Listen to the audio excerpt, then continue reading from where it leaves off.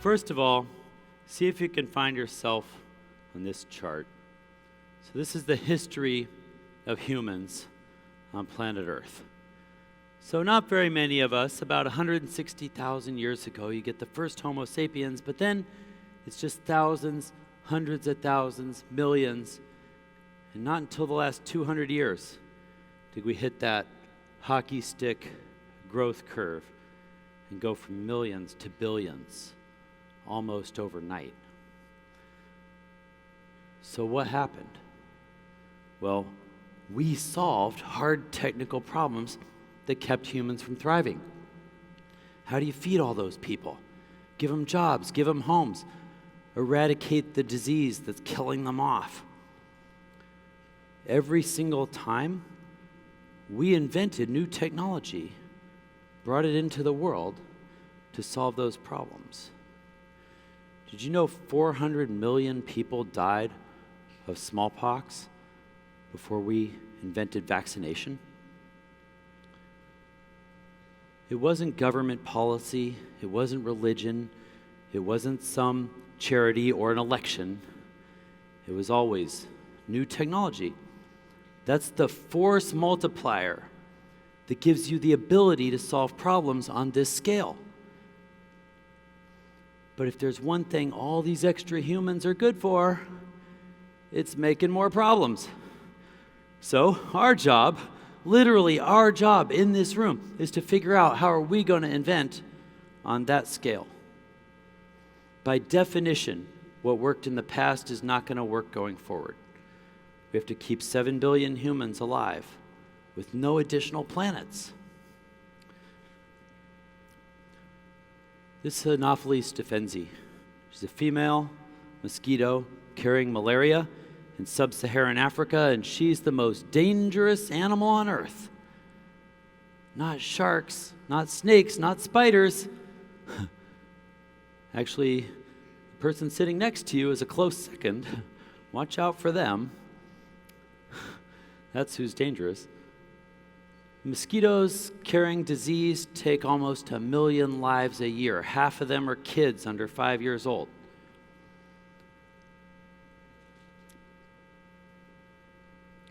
This is a protocol diagram that describes what happens with malaria. It spends some of its life cycle in a human, some of its life in a mosquito. It's super complicated. We don't actually understand that much about how it works. We can and will eradicate malaria once and for all in our lifetime. We'll save 1 million lives a year doing it, but not by reading the directions. There are none. We have to invent new technologies for going after that problem. This is the old-fashioned way. It's how we got rid of malaria in the Southwest in the US and in Mexico mostly. You spray chemicals that kill everything, and then you hope the good stuff comes back. This is a real ad from the US in the 40s. Teach your kids to sing, DDT is good for me.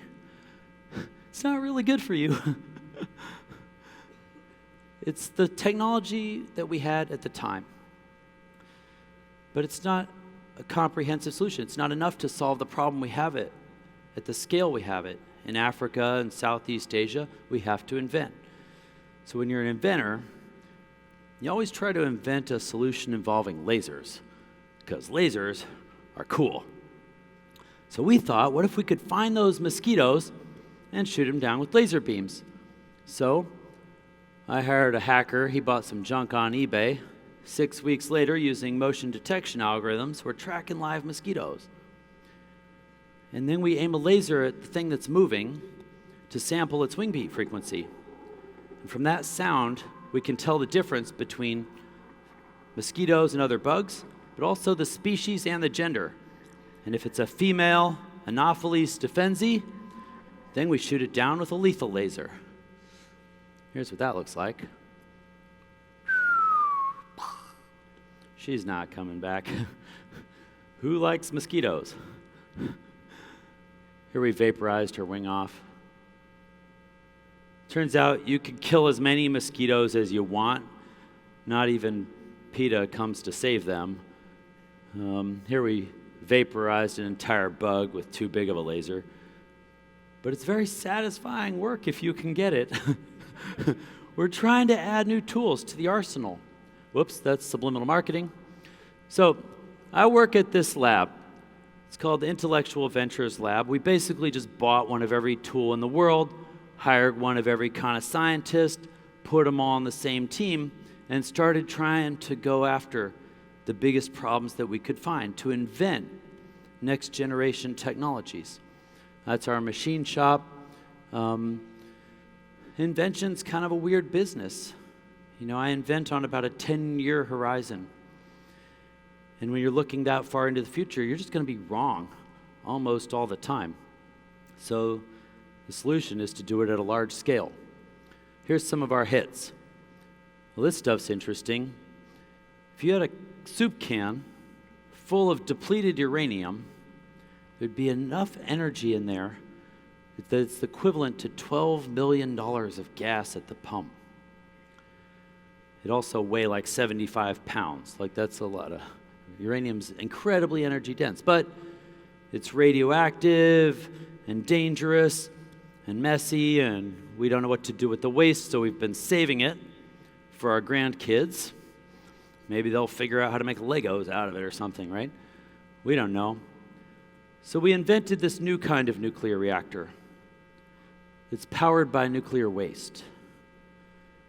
We don't even need to mine uranium. Most people don't realize today's reactors were designed before we were born, with pencils and slide rules. And then we stopped trying. Today's reactors are 0.7% efficient. 99.3% of the energy is still in the stockpile. Our reactors can get the rest of that energy out too. This is a stockpile in Kentucky, in the US. 700,000 metric tons of depleted uranium left over from making bombs and making reactors. With this one stockpile, in our reactors, we could power the entire planet, including growth, for about the next 1,000 years. We don't even need to mine any uranium. We can do better on these things, but we've got to try. Solving energy is critical. You know, the difference between why America is rich and more so than a lot of other countries is because we spend about 11 times as much energy on each human as everybody else in the world gets to. You solve energy, you solve a lot of other problems for free. But we have to try and figure out how are we going to get there. Fission works. We don't even need any breakthroughs or miracles to make it work. We just have to engineer better reactors. So when you're an inventor, there's a few key ingredients. First, you take the output from scientific research, basic research, scientific discovery. That all goes in my head. That's your toolkit. And then you need problems. And you cram them into the other side of your brain. And you try to match them up. And you do that in a garage with crazy hair and a DeLorean. That's basically invention. But all of that happens before the invention. And then that invention period is the decade or so in between scientific research and a startup, an entrepreneurship, right? Somebody has to take the output of research and map it to a problem and figure out how to make a solution before you have something that an entrepreneur can take and run with. That's technology entrepreneurship. And if you skip any of these steps, you end up with something kind of useless, right? You could start with entrepreneurship right now and put taco wagons on the internet. That would be a new business, but that wouldn't be technology entrepreneurship. And that technology and those new inventions are the key to moving the needle on solving problems. Right? That's where the exponent in your equation comes from. When we say exponential, it's because we got a new exponent that technology gave us, a new way of solving an old problem. And a lot of people want to skip that part. This is what I call the conjoined triangles of technology. You guys have heard of deep tech, right? That's kind of a way of describing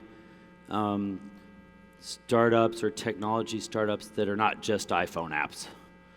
But if you have deep tech at one end, what do you call the stuff at the other end? Shallow tech? You know what I'm talking about.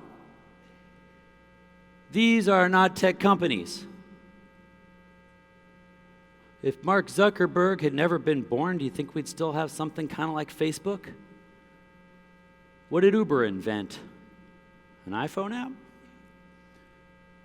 Don't kid yourselves. These are possibly good products, possibly good companies, maybe even good investments, but they are the logical extension of what you get when you invent internet, wireless data, mobile phones, all the actual technologies that they're built on, right?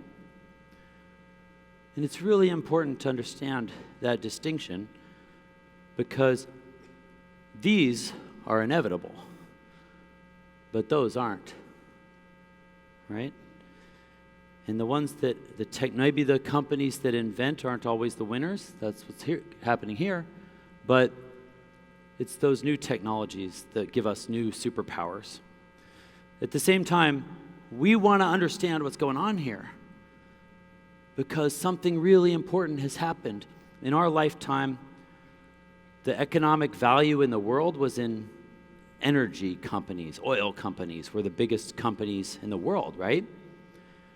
But that's not true anymore. The biggest companies in the world, tech companies. The economic value overwhelmingly is in technology companies. How many big tech companies can you name from Europe?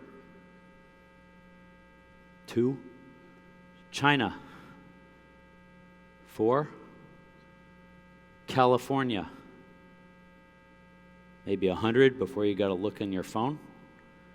Something is going on in the West Coast, and we've figured out how to be really good at something. I'm not saying it's right, not saying it should be this way. Hopefully it won't always be this way. But we're good at doing new things. And we're good at doing new things with computers, and that has turned out to make us pretty successful. Back in the 80s, like when cellular technology was new, something interesting happened. Everywhere in the world, you got this regional cell carrier, right? I've been all over the world. Every city I go to, the tallest building downtown, cell carrier, which was a great way of like creating economic activity around a new technology, cellular, in all those regions. But Silicon Valley learned from that. We're never going to let that happen again. What's the Uber of Europe? Well, it's Uber. What's the WhatsApp of Latin America? It's WhatsApp. When we get a hit, we fund it to go global almost overnight to capture that economic value, right? I'm not defending any of these things. I just think it's important to understand what's going on. So when you're thinking about how you want to advance your business or how you want to compete with these businesses, we're not fooling ourselves about those dynamics. When you're looking to disrupt an industry, you want to start with the most screwed up industry you can find. In America, I'm trying to give you an example of how this sort of plays out. In America, 100 years ago, this was a yarn spinning factory. So making the thread to knit or weave fabrics to make your clothes. And we don't do it anymore in America at all. We do it in Asia. You don't have the same problems in Mexico, by the way. You guys actually make stuff here. It's pretty amazing. But we're going to make fun of Americans for a minute. Is that cool with everybody? Okay. Almost no technology has changed. We used to sew in America. We don't do that. We do it in Asia. There's no computer chips in that sewing machine. Really, nothing's changed. It's better manufacturing tolerances, but it's exactly the same as that other machine, more or less, 100 years later. This is a sewing factory in New York City 100 years ago, burned to the ground. Sewing factory in Asia 8 years ago collapses. Think about how your clothes are made. We grow cotton in one country, ship it somewhere else to be beaten down and bleached out, shipped somewhere else to be spun into yarn, shipped somewhere else to be knit or woven into fabrics, shipped somewhere else to be cut and sewn into t-shirts, and then we ship it back to, Europe or America. We screen print team building exercise 1999 on it, wear it 3 times, throw it in the bottom of our closet, and that's $4. Think we could improve on that? This industry is stratified. Everybody just puts price pressure on the guy below them to cut costs. Nobody controls the whole stack. Nobody's in a position to innovate. Nobody's able to improve it. So it's architected around chasing the cheapest labor on earth, right? In America, we print t-shirts for the winning team and the losing team. And we sell half of them.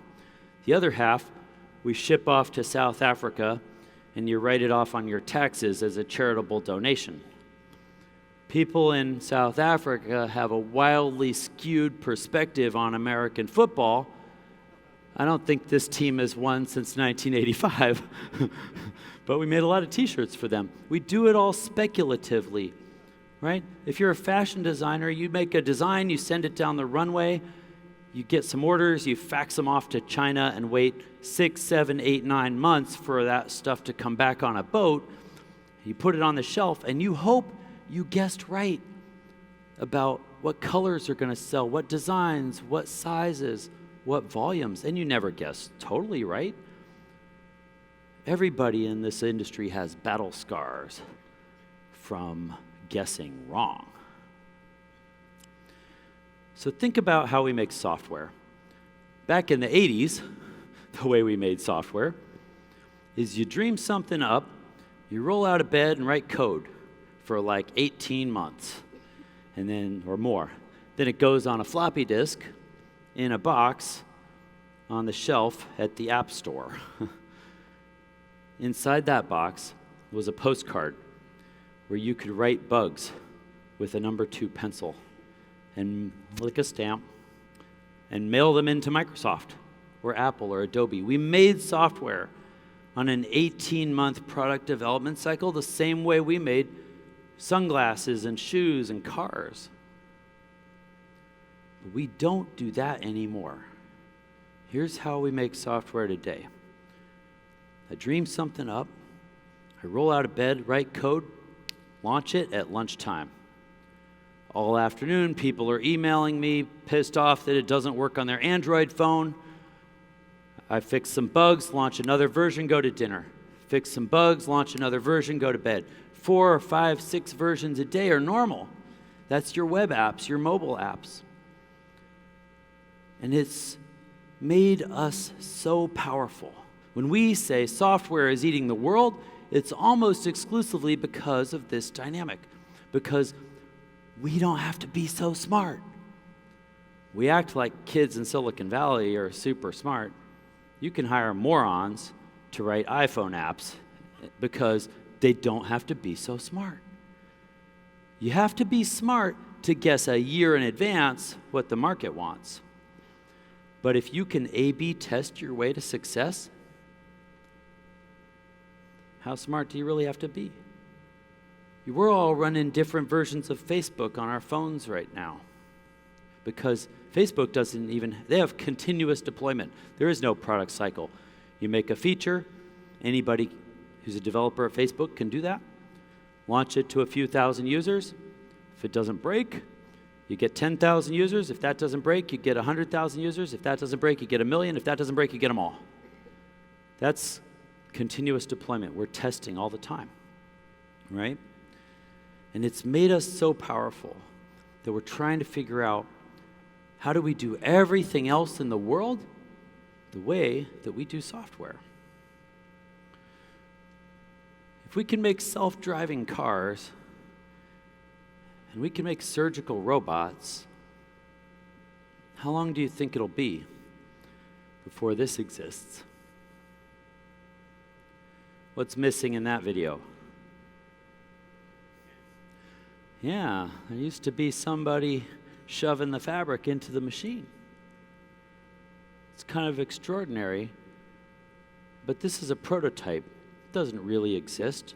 When you look at all those factory dungeon jobs in Asia, most of them are sewing, right? No miracles are required to create this thing. It's just engineering work. And it'll probably exist pretty soon. And when it does, there'll be a sea change in this $2 trillion industry. Every human on Earth is a customer. And it's currently architected around going from China to Indonesia to Bangladesh to wherever the cheapest labor is. But when that exists, we'll get to re-architect that entire industry, right? Probably won't be the incumbents who win. It'll probably be two assholes from Silicon Valley with that machine to make the next Zara, right? I used to work on 3D printing, and it kind of lights up your imagination. You can sort of imagine someday we're going to wire up the Buy Now button to a 3D printer and get rid of inventory and wait till someone clicks Buy Now to make stuff and make the right thing at the right time.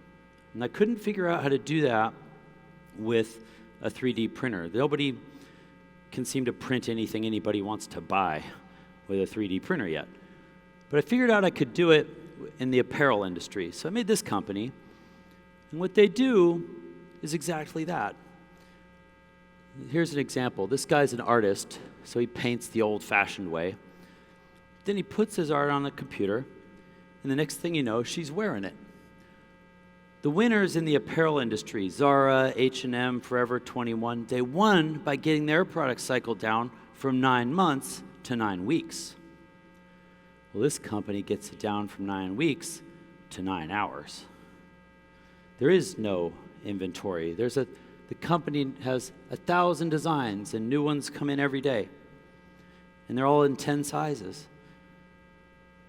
But when you click Buy Now, they'll get printed tonight, cut and sewn, and shipped out tomorrow. The factory's in downtown Seattle by Amazon. We can change the way these industries are architected. And that's how we think about it where I come from. In Silicon Valley, we will not try to fix your business. We will not try to fix your industry. We'll start from scratch, take all the superpowers we got from our computers, and build a parallel business, a parallel industry that makes an end run around you, right? That's what disruption really means. If you have an iPhone in your pocket, the cost of that thing is equivalent to the global median income. I'm not trying to make you feel bad. I've got piles of these things. You should have an iPhone. You should drive a Tesla. You should help us do all the things that we can do to waste a bunch of money advancing these new technologies into the world, increasing economies of scale, but then understand that the job isn't done just because we made a product for rich people. Then the job is to take on a problem you don't have, a problem that 1 billion people have, and figure out how do we take these technologies to the rest of the world, the good ones. Figure out which ones are good.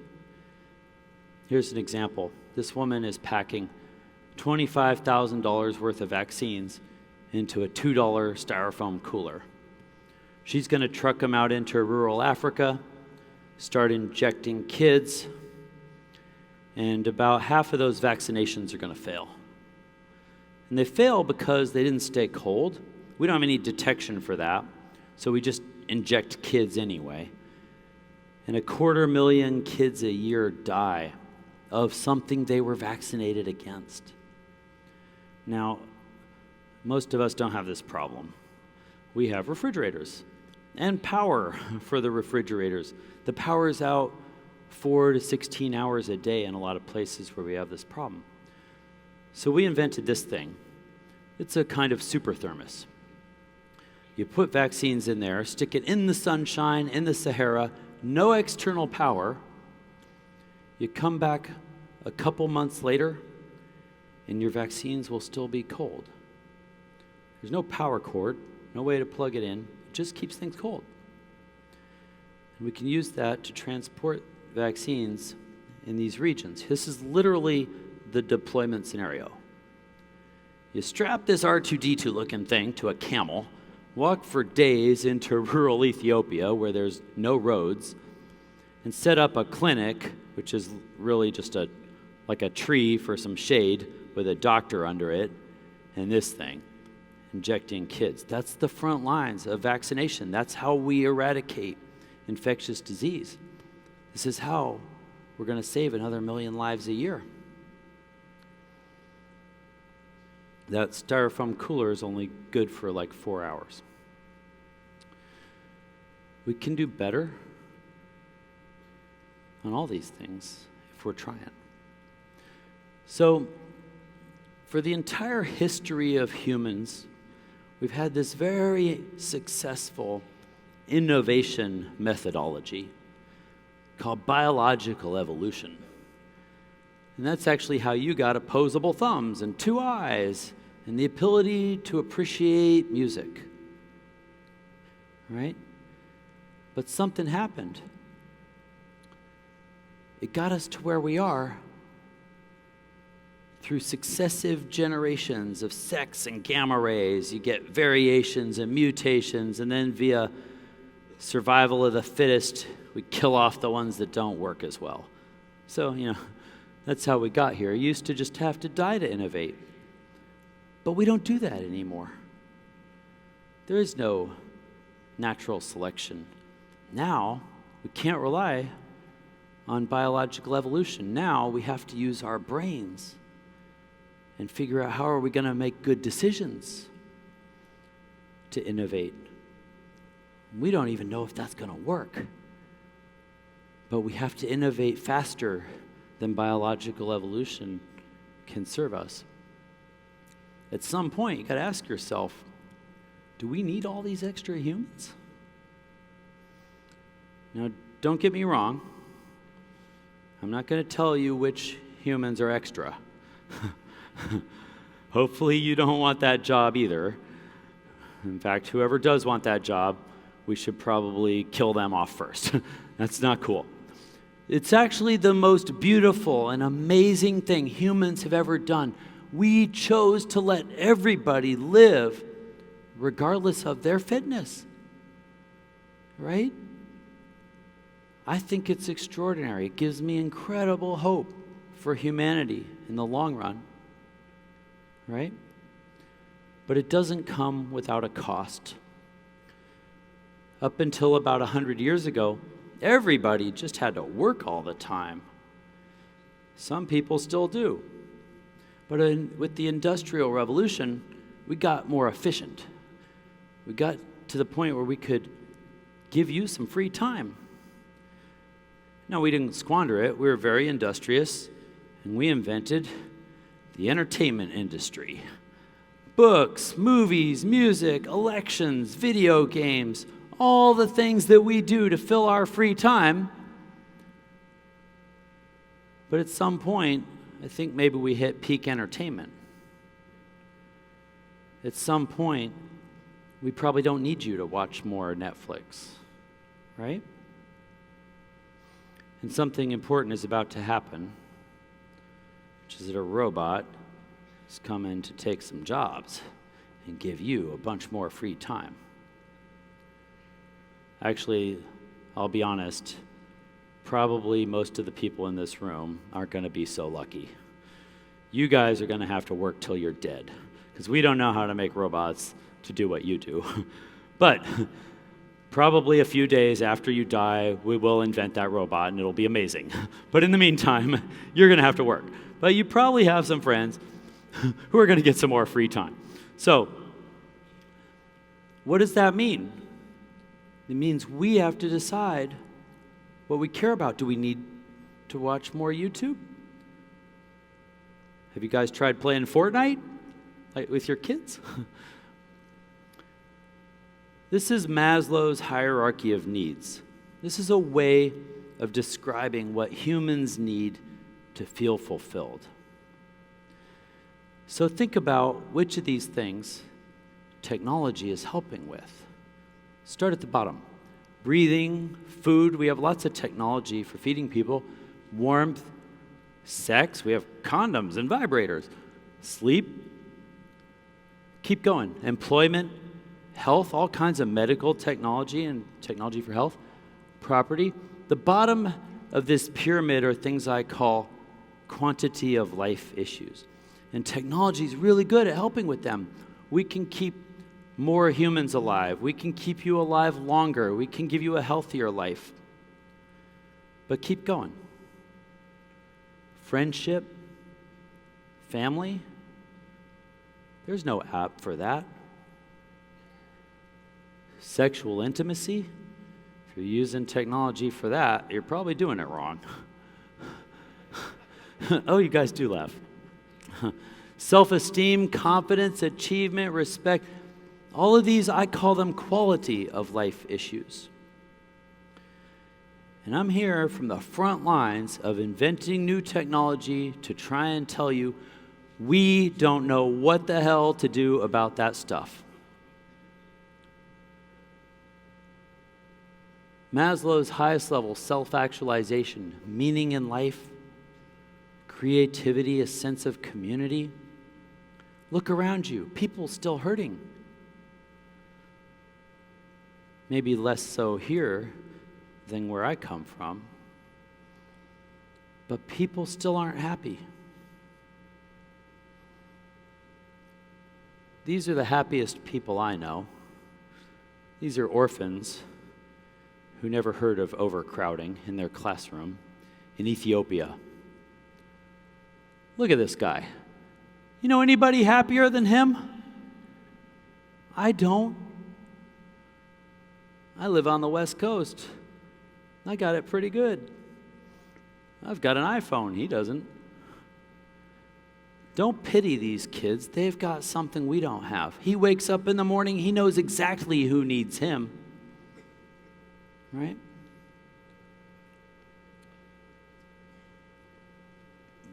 Robots can only do what we teach them how to do.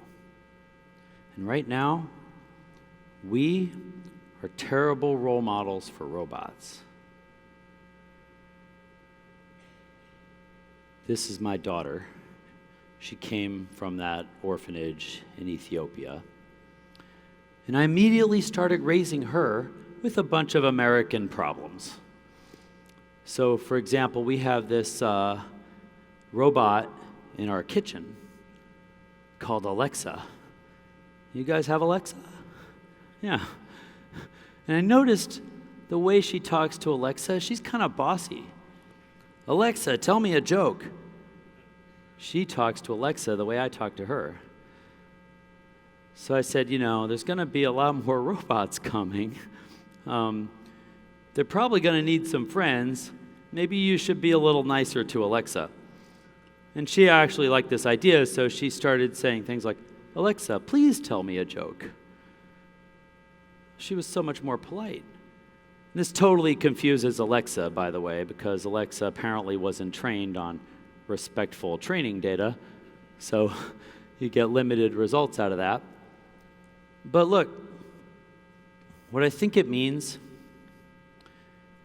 you and I, we never got that instruction manual, right? In Silicon Valley, we act like we're going to solve every problem in the world. We're not. We're not even trying. We're only working on the bottom half of that pyramid. The problems of how to take care of humans, How do you solve for the inner life of a human, the psychological well-being of a human? How do you make it so that 7 billion people don't just survive, but can thrive? These are questions that artificial intelligence can't answer for us, right? Every technology is a tool for humans to exact our values into the world. A hammer is a tool. I can smash your head. I can build you a home. Artificial intelligence, robots, no different. They're just tools for us to decide what future we want to build. If it all goes to hell and we become pets for robots, you don't get to blame the technology. You got to blame humans for not choosing what to do with these tools, right? So, if a robot comes and takes your job, please rejoice and then help us write that manual. Help us figure out how to take care of the people. I'm not saying technology will never help, but it won't help until we know what works, right? A lot of times in America, we use this example of truck drivers losing jobs because everybody's seen a self-driving Tesla on YouTube, which means someday soon self-driving trucks must be coming. And that means all those jobs, hundreds of thousands of truck drivers are going away. That's the logic. But look, there are no self-driving trucks right now. When there are, legally, you probably still need somebody in the driver's seat. I think it's going to take a while, but never mind. Let's assume they're right. My daughter has been in public school in the U.S. for her whole life. Every single time she was in class with 30 other students and one teacher. And we complain about classroom overcrowding. I would trade any of her teachers, all of whom have been good, for a displaced truck driver and a 1-to-1 student-teacher ratio. You don't even need a very good teacher if you only have one student, right? Humans have chosen to deploy our resources to have people driving trucks instead of teaching our kids, right?